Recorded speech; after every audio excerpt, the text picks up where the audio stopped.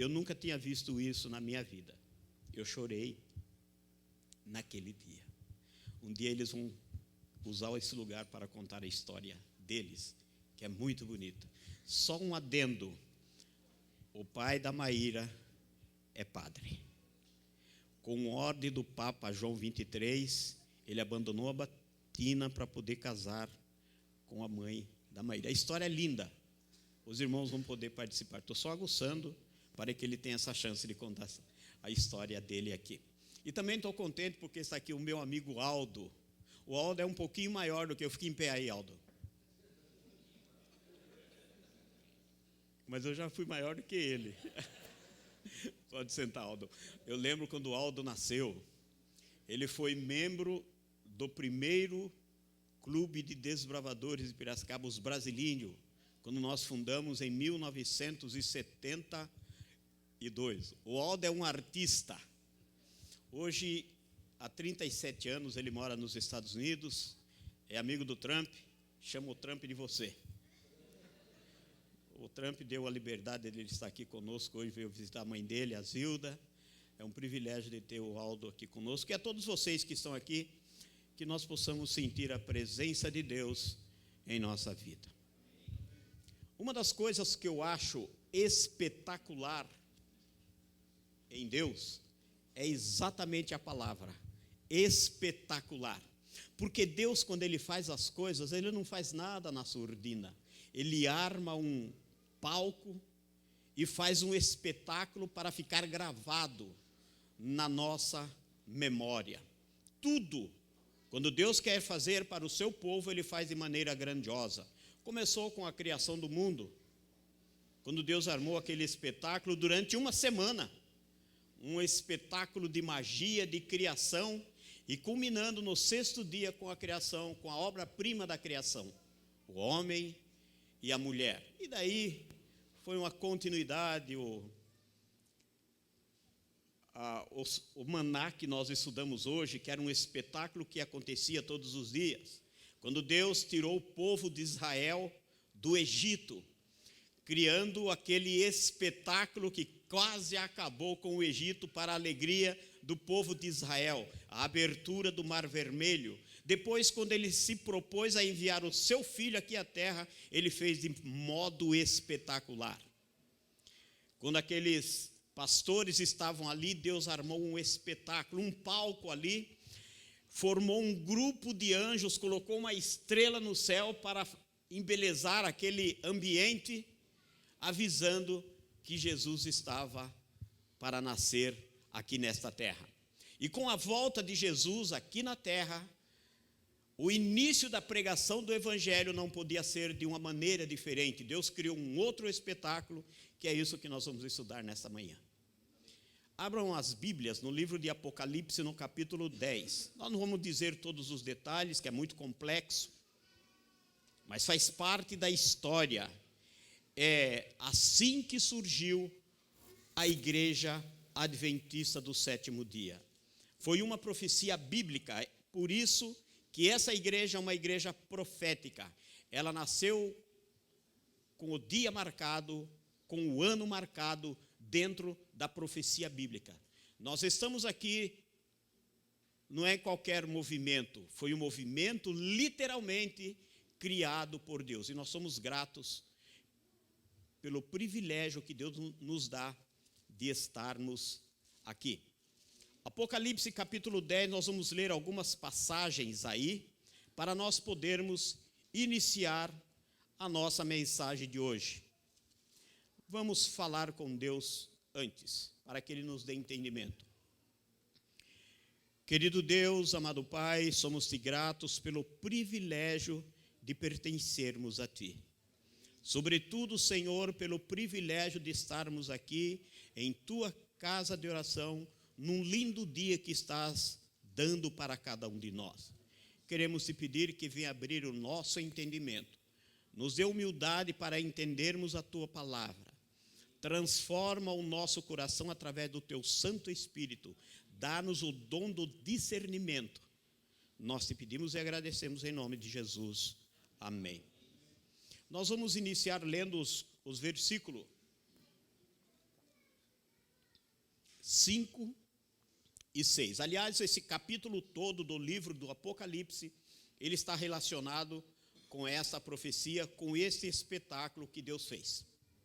Diz assim: então o anjo que vi em pé sobre o mar e sobre a terra, levantou a mão direita para o céu e jurou por aquele que vive pelos séculos dos séculos, o mesmo que criou o céu, a terra, o mar e tudo quanto nele existir, já não haverá demora. Quando a Bíblia aqui está falando, quando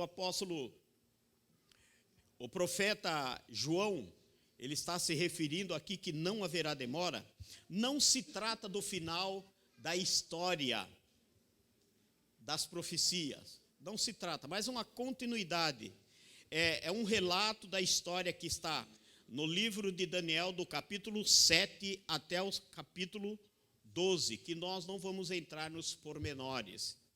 E é quando essas profecias desses capítulos de Daniel chegariam ao fim. Identifica-se o fim de duas das principais profecias bíblicas de Daniel.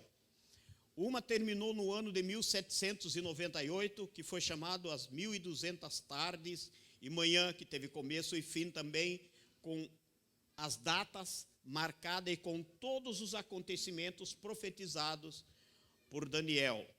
E a outra o final dela foi no ano de 1844, depois de Cristo. A profecia de Daniel, do 1260 dias, começou no ano 538 e se estendeu até o ano de 1798. E se nós estudarmos a Bíblia, nós vamos encontrar várias passagens dando sinais diferentes, mas que todos chegam ao mesmo fim, como tempo, metade de um tempo, 42 meses, 1260 dias e por aí afora. Uma vez eu estava aqui pregando nessa cadeia que tem aqui embaixo, e quando eu mostrei esse assunto, eu falo sempre esse assunto quando eu vou pregar, estudar a Bíblia com as pessoas, falando sobre a volta de Jesus. E eu ouvi um dos presos dizer: isso que é mamão com açúcar. Porque eles passaram a entender. Ele dizia: tem muitos pregadores que vêm aqui, grita, fala um monte de coisa e não fala aquilo que a Bíblia diz. E a profecia tem uma porção de números, ela é uma ciência exata. E eu me deleito em estudar as coisas que Deus escreveu para cada um de nós. E a outra profecia, que começou lá muito tempo atrás, no ano 457 antes de Jesus, que é a maior profecia bíblica. Uma profecia de Daniel também, começou no ano 457, foi até o ano de 1844, e daí começou o tempo do fim, que é o último tempo da história desse mundo aqui nessa terra. Por isso nós temos que estar atentos. E é isso, não haverá demora. Esse período, esse assunto, esses versículos 5 e 6, ele está dizendo do final dessas profecias de Daniel. Vamos ler o versículo 7. Mas nos dias da voz do sétimo anjo, quando ele estiver para tocar a trombeta, cumprir-se-á então o mistério de Deus, segundo ele anunciou aos seus servos, os profetas. O tempo de fim de Daniel confirma o mistério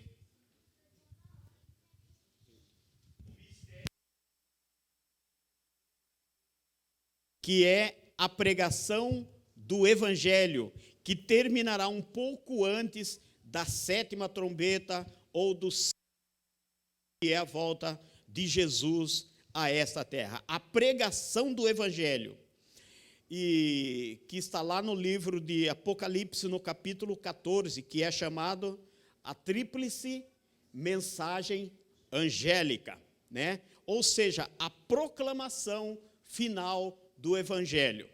Mas vamos ler agora os versículos 8 a 10. A voz que ouvi vinda do céu estava de novo falando comigo e dizendo: vai, toma o livro que se acha aberto na mão do anjo, em pé sobre o mar e sobre a terra. Fui, pois, ao anjo, dizendo-lhe que me desse o livrinho. Ele então me falou: toma-o e devora-o. Certamente ele será amargo ao teu estômago, mas na tua boca doce como mel. Tomei o livrinho da mão do anjo e o devorei. Na minha boca era doce como mel. Quando, porém, eu comi, o meu estômago ficou amargo. Aí nós entendemos que esse livrinho é o livro de Daniel, as profecias de Daniel. E então, a partir daí, o livro de Daniel torna-se uma forte influência no livro do Apocalipse. Os dois aí começam a se complementar. As profecias de Daniel ficam para trás, e daí então surgem as profecias do livro do Apocalipse.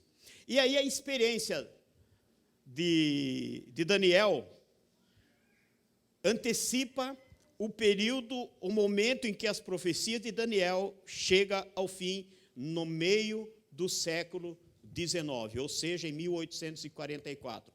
Mas antes ela começou ali pelo ano de 1818, e intensamente a partir do ano de 1831, quando começou esse espetáculo para início da pregação da volta de Jesus, da pregação da segunda volta de Jesus a esta terra.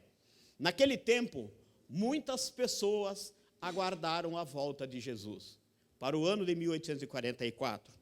Mas Cristo não veio e eles ficaram amargamente decepcionados. Mas tinha que acontecer conforme esta profecia.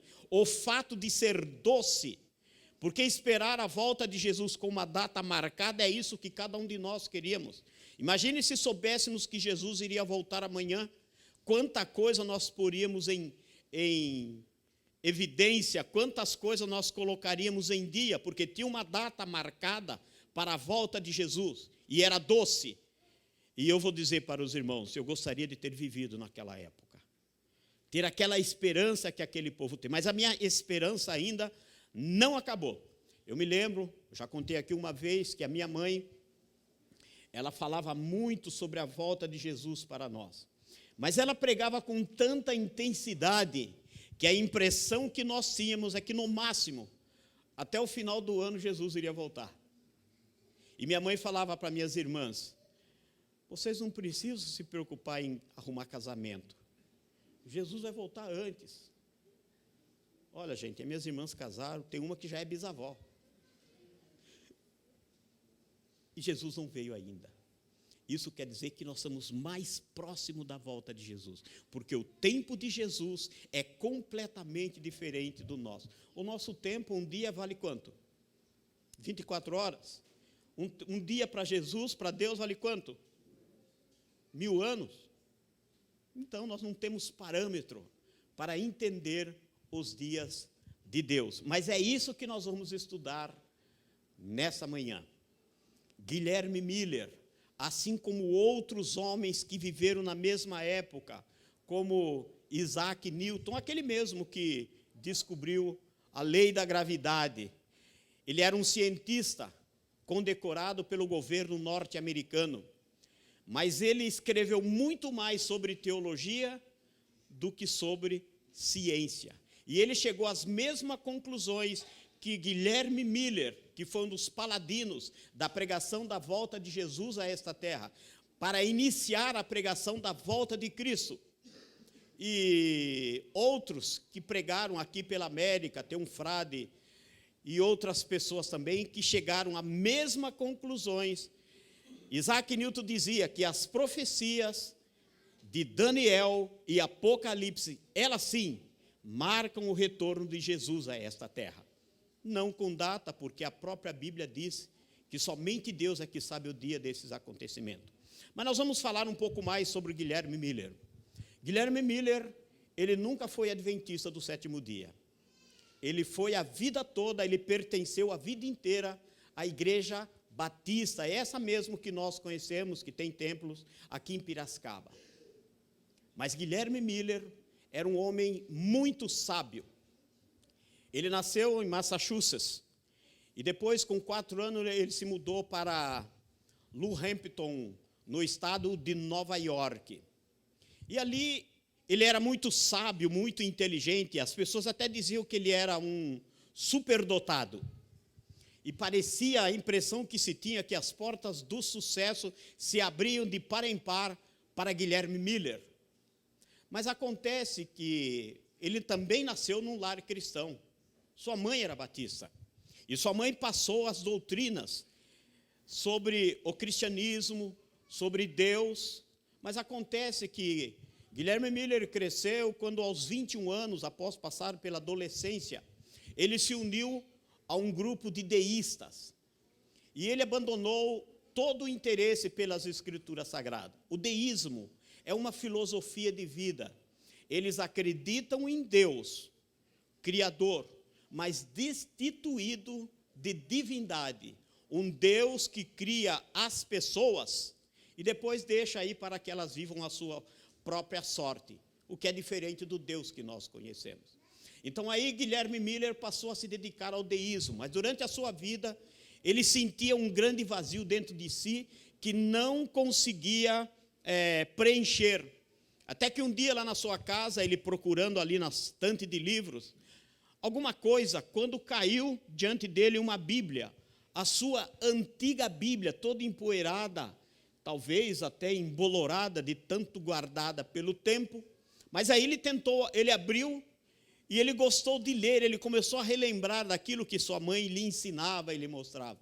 Aí ele passou a ler a Bíblia, ele abandonou o gosto por todas as outras obras, e ele chegou a passar muitas vezes dias e noites estudando a palavra de Deus, porque ele passou a ter sede, e mais a mais que aquele vazio que existia dentro de si, passou a ser preenchido.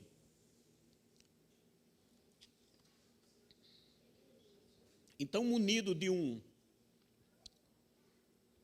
livro que mostra as passagens bíblicas, ele passou a estudar a Bíblia de uma concordância bíblica. Ele passou a estudar a Bíblia, passou a unir, a tirar lições de entendimento de cada versículo que ele lia. Começou lá no livro de Gênesis, no princípio criou Deus os céus e a terra. E à medida que ele foi conhecendo a Bíblia, ele foi se inteirando sobre a volta de Jesus, porque na Bíblia, todos nós sabemos, há mais de 2.500 passagens bíblicas que falam sobre o retorno de Jesus a esta terra. E ele passou a entender e ele queria saber muito mais, até que ele chegou no livro de Daniel. Abramos nossas Bíblias, no livro de Daniel, no capítulo 14, e no versículo 8, nós não vamos explicar, pode ficar tranquilo, porque senão o Paulo ali vai perder a hora do que ele tem que fazer hoje. Daniel capítulo 8, versículo 14, que diz assim: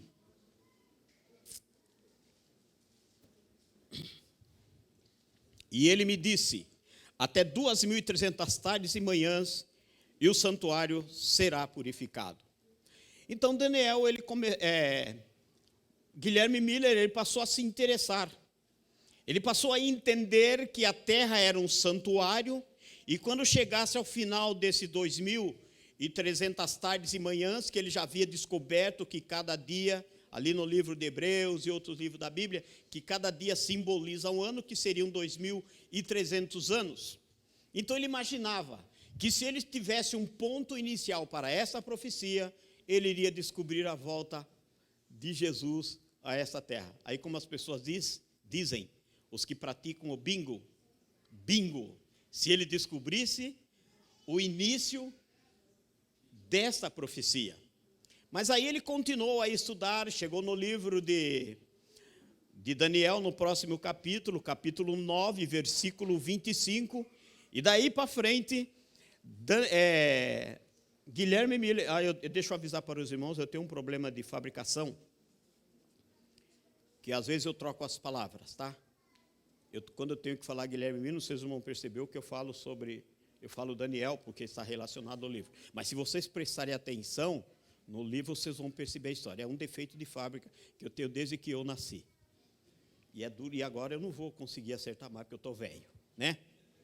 E pelos cálculos iniciais de Guilherme Miller, ele chegou à conclusão que Jesus voltaria num período de um ano, entre 1843, porque ele havia descoberto da ordem para reedificar, para restaurar Jerusalém, que está lá no livro de Daniel, capítulo 9, a partir do versículo 24, 70 semanas e tal, que ele pediu ao anjo.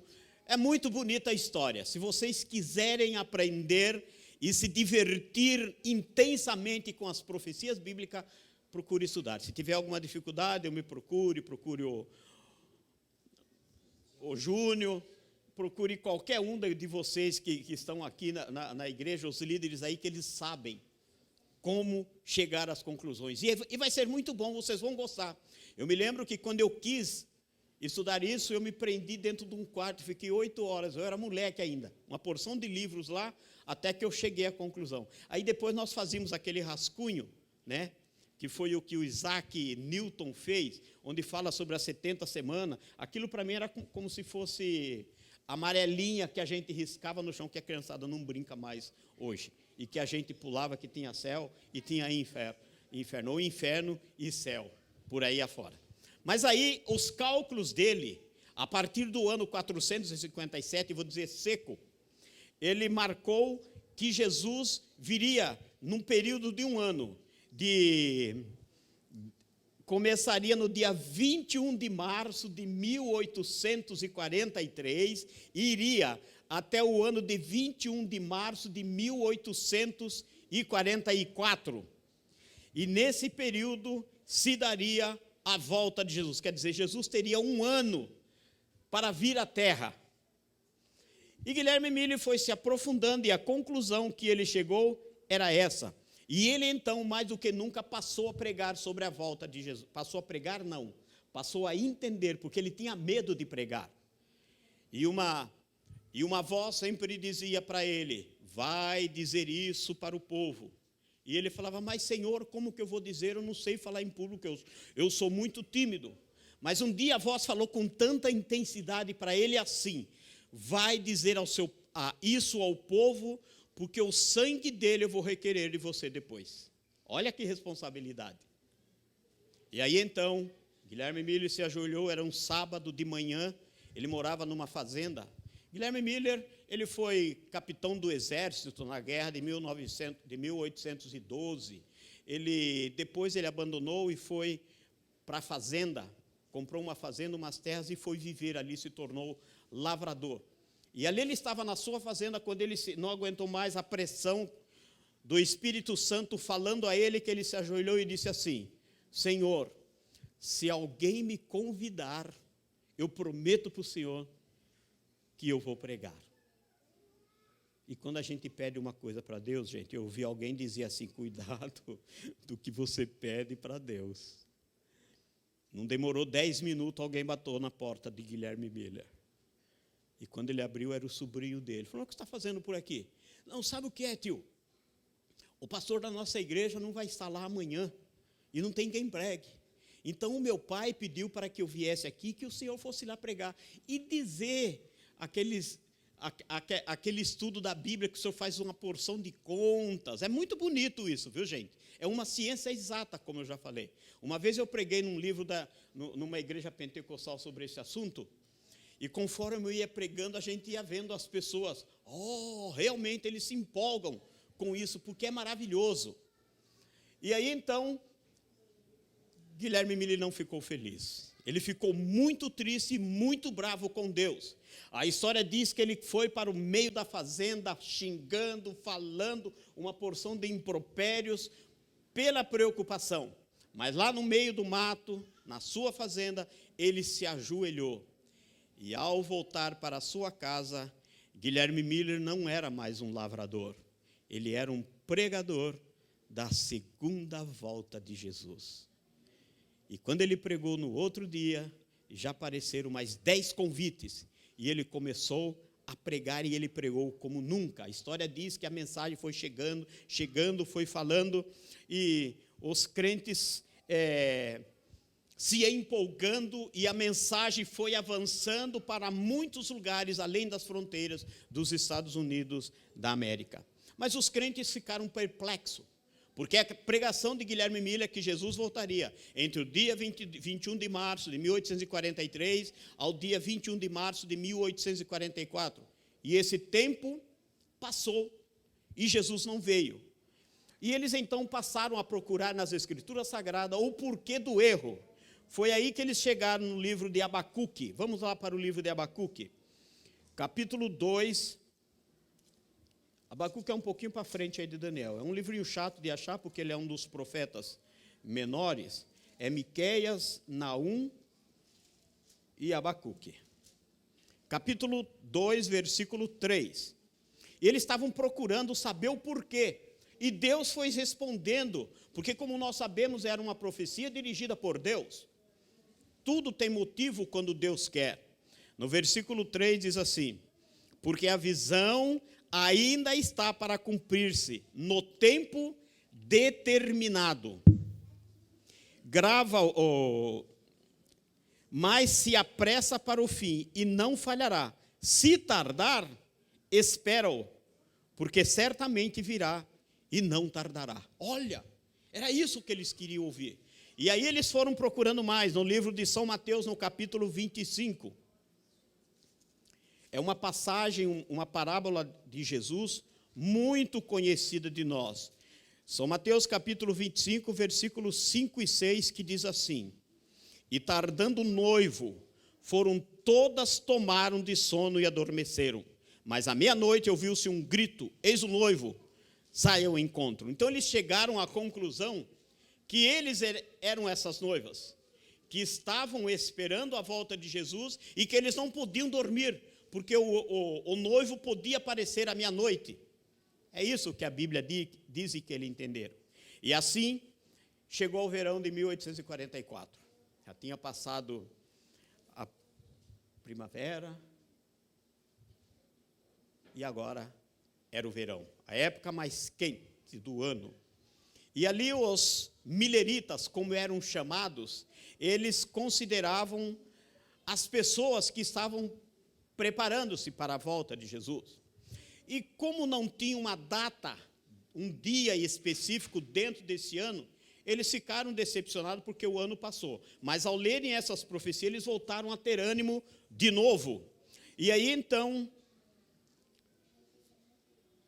eles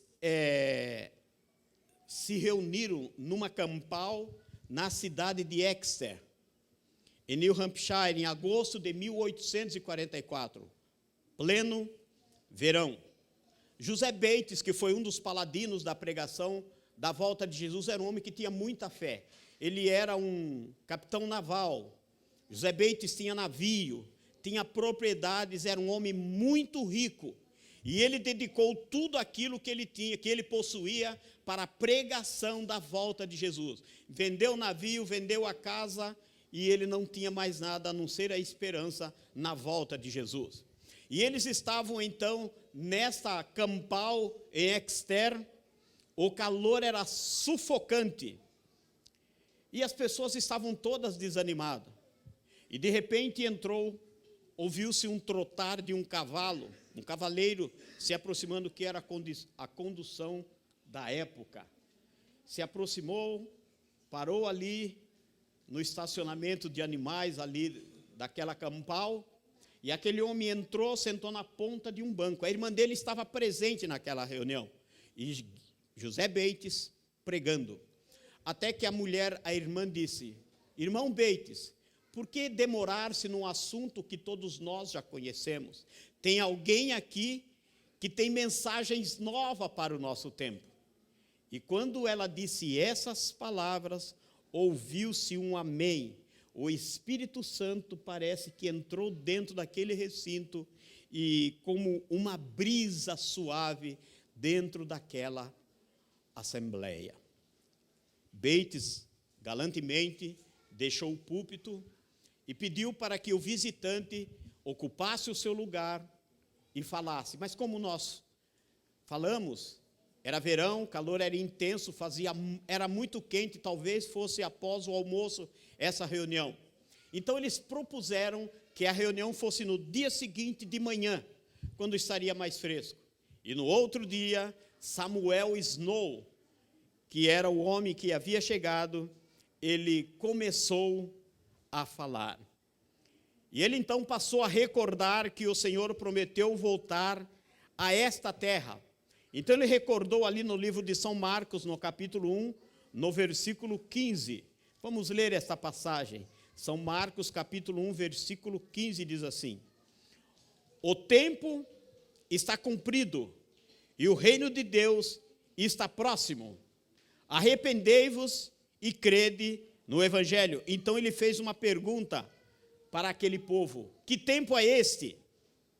E o povo respondeu: o tempo profético, porque todos estavam ansiosos por saber as novas mensagens. E que tempo é esse? O tempo profético. Vamos então para o decreto, que ele passou a citar o decreto que está lá no livro de Esdra, no capítulo 7 e no versículo 8. Nesse capítulo de Esdra estão os três decretos do rei Atarxerxes para o início da reforma, da reconstrução dos muros de Jerusalém.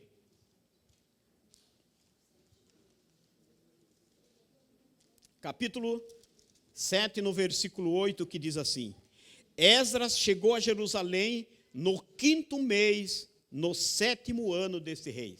Aí Samuel Snow disse para o povo: está vendo? Foi no 5 meses depois do decreto. Isso é, 5 meses depois da data que eles marcaram. E ele passou a dizer: então Jesus vai cumprir a profecia de Daniel. Capítulo 8, versículo 14. Não somente no ano, mas na exata data do dia da expiação. Porque a profecia dizia: e até 2.300 tardes e manhãs, e o santuário será purificado.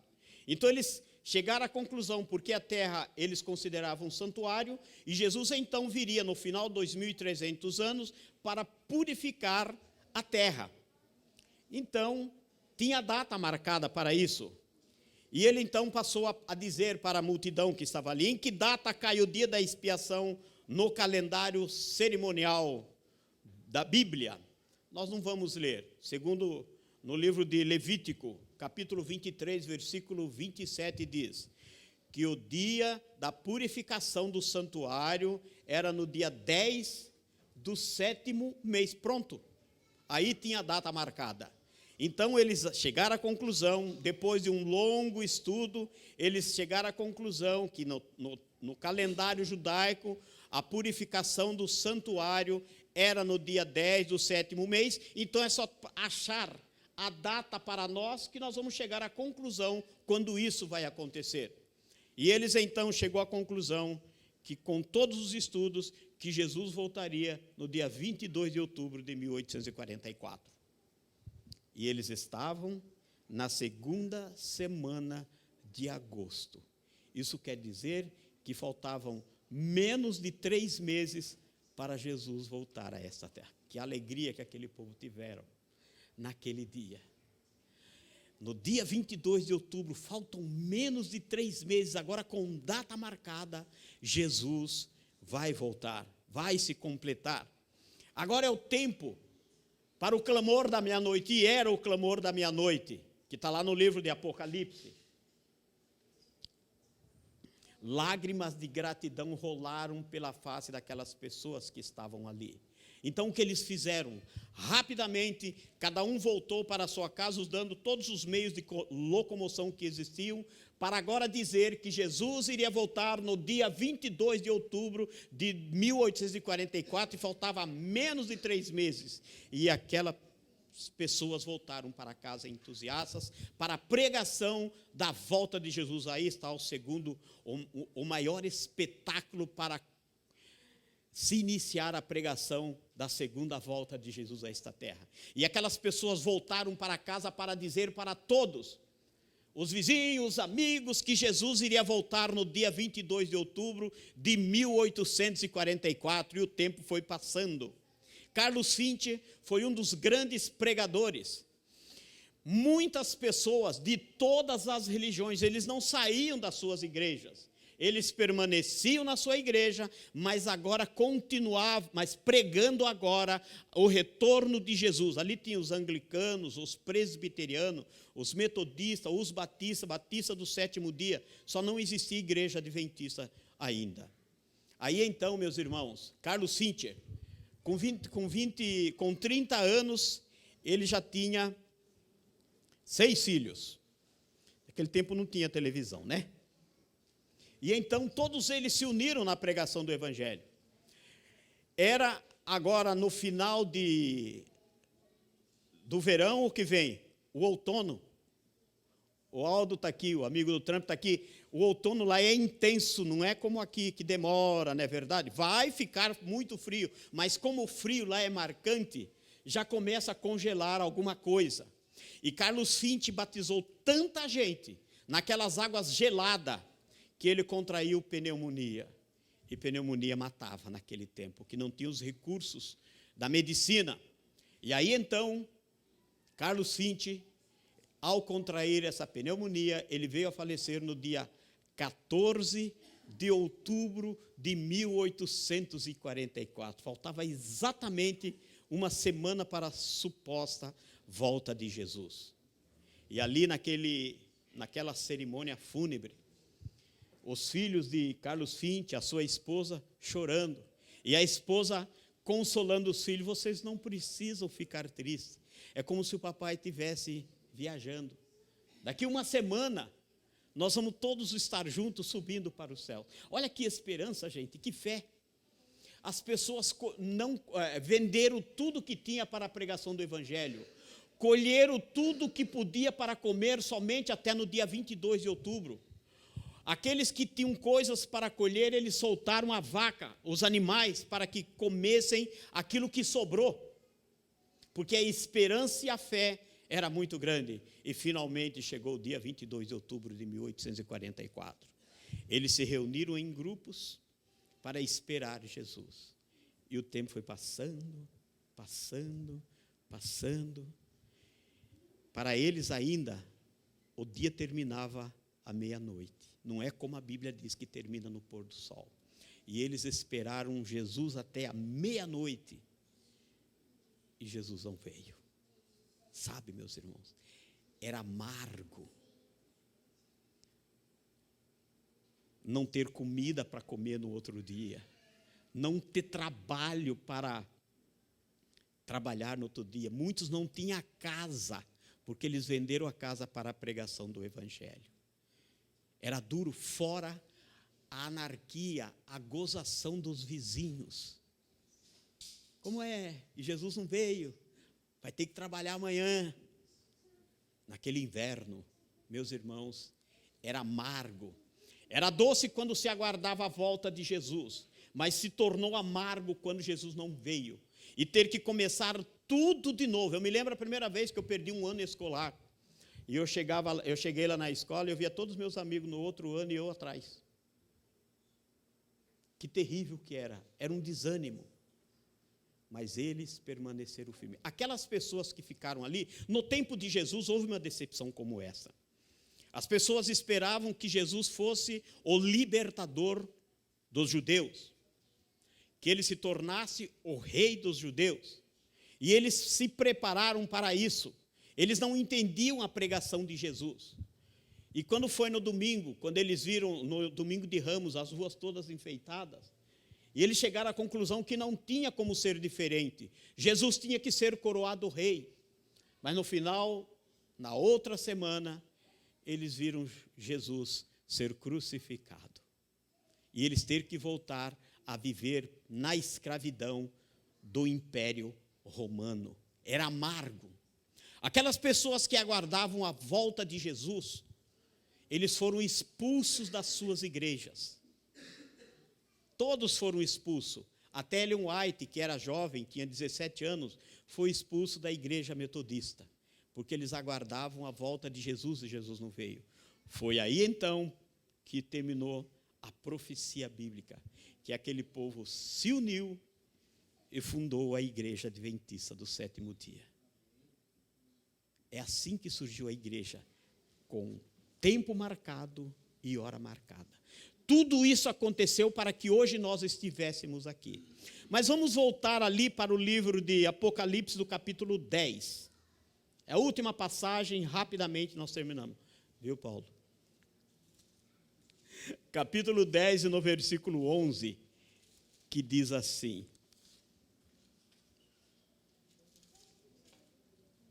Então me disseram, é necessário que ainda profetizes a respeito de muitos povos, nações, línguas e reis. Foi aí que eles chegaram à conclusão que a profecia, que a história não havia terminado, mas ela tinha que continuar. E a parte que competia para aqueles que ficaram desapontados ali naquele tempo, passou a ser pregar a volta de Jesus. E todos aqueles já morreram. Abenero Faria morreu, Ellen White morreu. Abenero Faria é o avô do Paulinho. A minha mãe morreu. E Jesus não veio ainda. Mas essa tarefa de continuar pregando a volta de Jesus passou a fazer parte do povo remanescente. E quem é o povo remanescente? Somos nós. Somos nós que somos responsáveis para pregar essa mensagem. E nós temos que pregar com maior intensidade do que aqueles povos pregavam e que muitas pessoas convertiam. Por quê? Porque Jesus está há mais de 175 anos mais próximo da sua volta. Estamos há 175 anos próximo de ver Jesus voltar. E a profecia vai se cumprir. Porque tudo, então, quando nós estudarmos as 2.300 tardes, nós vamos ver que tem uma porção de detalhes ali que se encaixam perfeitamente uma com a outra. Aí nós só chegamos a essa conclusão, que Jesus vai voltar e que eu sou responsável por essa pregação. E com cada um de nós que aqui estamos, somos responsáveis por pregar esse evangelho. E a Bíblia diz, de graça recebeste, então é a nossa parte. É hora de pregarmos. E mais a mais, que nós estamos entre o 6º e o 7º selo. O 7º selo qual é? A volta de Jesus a esta terra. É quando se encerra a pregação do evangelho. Isso quer dizer, irmãos, que nós não estamos aqui por acaso. Isso não quer dizer que nós não temos responsabilidade nenhuma. Isso quer dizer que nós temos que pregar este evangelho, fazer a parte que aqueles homens fizeram para que a sua mensagem chegasse até aonde nós estamos. E quando eu lembro de tudo isso, quando eu era criança, e todas aquelas pessoas que pregaram o evangelho para os meus pais, já faleceram, e nós estamos aqui ainda, sofrendo as angústias de um mundo cheio de pecado, sofrendo todos os temores possíveis para que nós possamos sobreviver. E nós ainda não estamos fazendo a nossa parte. Então compete a cada um de nós, de uma vez que somos o povo representante de Deus, que somos o povo remanescente de Deus, nós temos é que pregar o evangelho. Aí nós vamos passar a ter a alegria de ver pessoas sendo transformadas, sendo moldadas, aceitando a Jesus. Danilo disse que já está se preparando para dar os estudos bíblicos juntamente com a sua esposa. Isso não é bom? E vou dizer uma coisa, Danilo não veio aqui por acaso. Ele tem muitas igrejas que estão querendo o passe do Danilo. Mas o pastor disse que ele tem que ficar aqui no Espaço Novo Tempo, porque ele sabe o cerne espiritual que concerne a vida dessas duas pessoas. Meus irmãos, não vamos decepcionar Jesus. Vamos fazer a nossa parte, porque precisamos pregar o evangelho. Eu conheço a história de um rapaz adventista que morava numa universidade lá nos Estados Unidos, no campus universitário. No campus universitário norte-americano tem casas para que os estudantes morem ali. E esse rapaz adventista estudava ali. E um dia apareceu um outro rapaz que pertencia a uma outra denominação religiosa. E ele fez amizade com esse rapaz adventista e os dois se tornaram amigos. Porque o adventista conhecia todos os detalhes ali daquela cidade, daquela região, e o outro não sabia. Então, tudo que aquele rapaz queria, ele pedia: você pode me ajudar? Aonde é a biblioteca, o rapaz adventista ia levá-lo. Aonde é o banco, o rapaz adventista ia ajudá-lo. Aonde é o supermercado mais próximo daqui, o rapaz adventista levava. Até que um dia o rapaz chegou para esse jovem adventista e disse assim: amanhã é domingo e eu quero ir na minha igreja, você me leva? O rapaz jovem, o adventista, disse: com o maior prazer eu levo você na sua igreja. Então marcaram o horário para o outro dia. Só que no outro dia estava chovendo. E o adventista não tinha carro e tinha que levar o amigo dele. E tinha a hora marcada, então ele conseguiu 2 guarda-chuva. E quando ele bateu na casa daquele jovem, no quarto daquele jovem, para eles irem para a igreja, o jovem estranhou ele com 2 guarda-chuva. Ele falou: mas nós não vamos para a igreja junto? Eu trouxe 2 guarda-chuva, porque você não deve ter outro guarda-chuva, então você vai usar o meu. Aí o jovem falou: e você vai aonde depois? O adventista disse: depois eu vou para o meu culto na minha igreja. E o rapaz, neófito ali naquele estabelecimento de ensino, ele disse: mas onde é a sua igreja? Falou: é assim, em tal lugar. Então ele disse assim: nós 2 vamos para a sua igreja hoje. E foi a última vez que ele foi na igreja dele. Ele passou a ser adventista do 7º dia. Qualquer coisa que nós fazemos. Uma vez eu levei um jovem para a igreja. Estava estudando com um jovem aqui em Piracicaba. E ele foi várias vezes na igreja. E um dia ele falou para mim assim: Leonídio, eu já fui várias vezes na sua igreja, e você nunca foi na minha. Aí eu perguntei: e quando tem missa? Aí ele falou: hoje tem missa. Eu falei: então vamos para a missa. Aconteceu a mesma coisa, foi a última vez que ele foi na missa. Hoje ele se chama Pastor José Bento Zatarim. Foi assim a conversão dele. Meus irmãos, a parte que compete a cada um de nós, ela é intransferível. Se nós não pregarmos, se nós não falarmos de Jesus, ainda assim Jesus vai voltar, porque Ele não depende de nós. É apenas um privilégio que Ele nos dá de fazermos o trabalho de Deus, de fazermos a obra dEle aqui nesta terra. Ficamos em pé para falarmos com Ele. Querido Deus e amado Pai, muito obrigado, Senhor, pelas promessas contidas em Tua palavra, de que nós não estaremos sozinhos aqui nesta terra, e que nós podemos causar influência do Teu Evangelho, do Teu amor, mesmo que não tenhamos que falar nenhuma palavra. Ensina-nos, Senhor Deus, nós precisamos de Ti para fazer a nossa parte como cristão, porque sabemos que é um privilégio que o Senhor nos dá. E se nós não falarmos, tentando atrasar a Tua volta, as pedras clamarão. Continue conosco nesta semana. Venha fazer parte de cada um de nós, para que nós possamos cumprir a parte que nos compete. Leva-nos de volta para os nossos lares, perdoa os nossos pecados. Nós te pedimos e agradecemos em nome de Jesus. Amém.